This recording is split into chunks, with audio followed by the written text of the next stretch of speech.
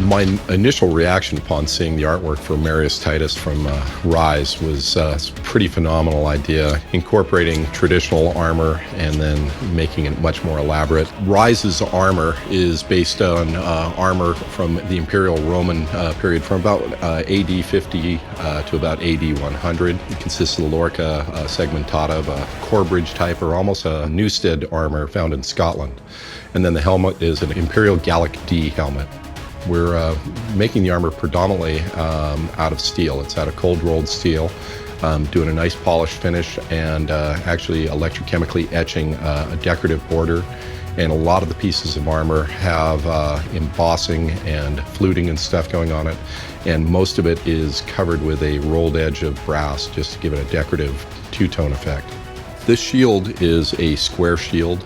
It's based on a later period scutum, probably from about 100 AD from Imperial Rome. It's also been reduced in scale. It's only 33 inches long as opposed to about a 48-inch long one that a traditional shield would have.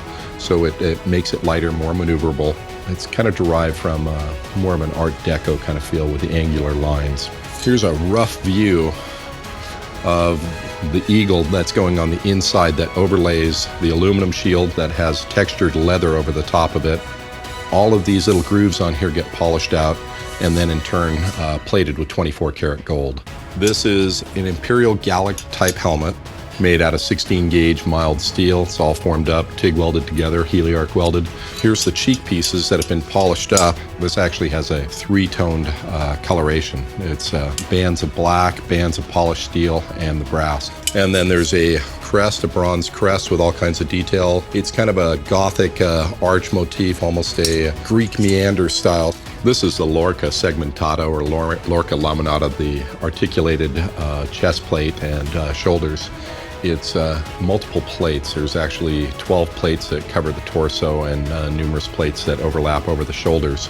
This allows a lot of flexibility and movement. This is one of the shoulder plates with the brass trim that's been polished. That'll sit up in here on the shoulder. The styling, which is these repeated arches coming through here, which is, you know, kind of a Gothic arch. This is a vambrace, which covers the forearm. There's also leather comes off of the front here. This is part of the Roman military belt, the cingulum militaris.